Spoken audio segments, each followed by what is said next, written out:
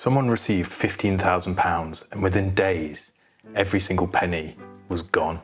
Now, before you assume the worst, they didn't blow it on a holiday. They didn't buy a car they couldn't afford. They did something that on paper is one of the smartest financial decisions you can make.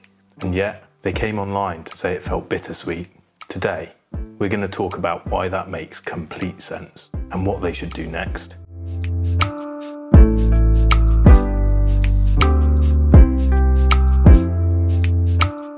Welcome to Money Threads UK.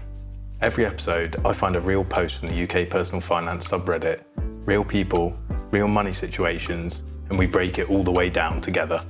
No jargon, no judgment, just honest money talk. I'm Charlie, let's get into it. Quick note, nothing on this channel is financial advice. I'm not a financial advisor. Everything we discuss is for educational and entertainment purposes only. If you need personalised guidance, please speak to a qualified professional.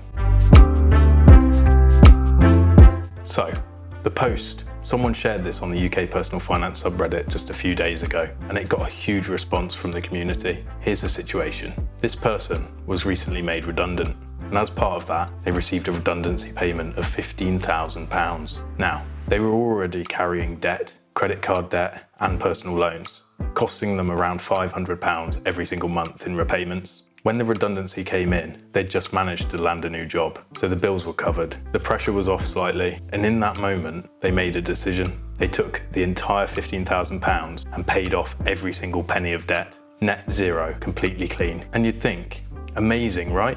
Job done, celebrate. But here's what they wrote. While I'm happy I've got it to zero, I can't help but feel bittersweet about it. Years of past mistakes have compromised my life, and while they're not applicable anymore, I still feel sad about how I got myself into that position. They also said something that really stood out to me. I genuinely can't believe how normalised I'd become to accepting those payments each and every month. That line, we're coming back to that line, and they ended by asking the community, was this the right call? Or should I have kept a little bit back to treat myself? Okay, let's break this down.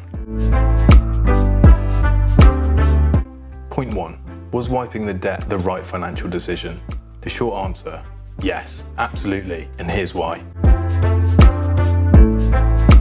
Credit card debt and personal loans in the UK typically carry interest rates somewhere between 20 and 40%. Think about that for a second. If you've got £10,000 sitting in a savings account, earning maybe around 4% interest, but you've got £10,000 of credit card debt, charging you 25%, you're losing money every single day you don't pay it off. Using a lump sum to eliminate high interest debt is almost always the mathematically correct move. There's really only one argument against what they did, and it's worth raising. Did they leave themselves with an emergency fund? Because here's the thing, they just went through a redundancy. That's exactly the kind of life event that reminds you why an emergency fund matters. If they've cleared the debt, but now have nothing set aside, and something goes wrong in the next few months, they could end up right back in debt. So, brilliant decision with one asterisk. We'll come back to that. Point 2, the debt normalisation moment. I want to go back to that line. I genuinely can't believe how normalised I'd become to accepting those payments every single month. This is so important and so common. When debt creeps in gradually, a credit card here, a loan there, we don't feel it as a crisis. We just adjust. We start budgeting around the payments as if they're just another bill, like council tax, like your phone contract, but they're not the same. Council tax builds a road. Your phone gives you a service. Debt payments are just gone. They're the cost of money you already spent. And what happens over time is we stop questioning them, stop asking, what would my life look like without this? And this person, in one comment, got to experience exactly what that feels like. £500 a month back in their pocket every month from now on. That's £6,000 a year that they had been handing over without even flinching. If that doesn't motivate you to tackle your own debt, I don't know what will. Point 3. Should they have kept some back to treat themselves? This is the question they actually asked, and emotionally, I completely understand it. You've just done something hard. You've made a tough, disciplined decision, and there's a little voice that says, don't I deserve something nice? And the answer is, yes, you do. But here's the reframe. The treat isn't a one-off purchase you make today. The treat is £500 a month, every single month, for the rest of your working life, until you choose to spend it on something. That's the reward. A weekend away from the redundancy money would have felt good for a week. £500 a month feels good forever. They made the right call. Point 4. So what should they do now with that £500 a month?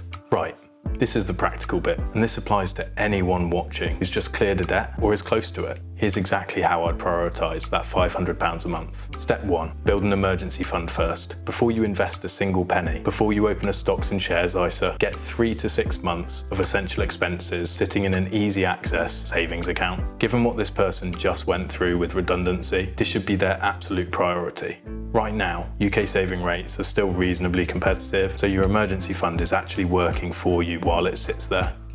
Step 2, check your pension contributions. If you were reducing your pension payments while in debt, now is the time to turn them back up, especially if your employer matches contributions, because not maximising that match is essentially leaving part of your salary on the table.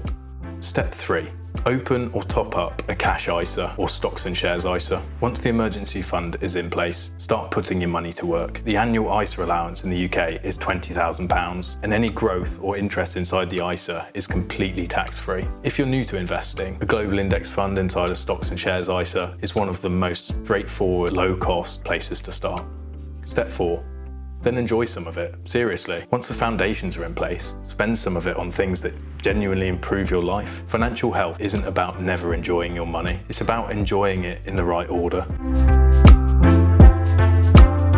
So, the verdict. The person made a bold, disciplined decision at exactly the right moment. They should be genuinely proud of that. The bittersweet feeling? Completely valid. Grieving past financial mistakes is real, and it takes time to process. But here's the thing, those mistakes are done now. They are settled, they are gone. What's in front of them is a clean slate and £500 extra every single month to build something with. That's not bittersweet, that's a foundation.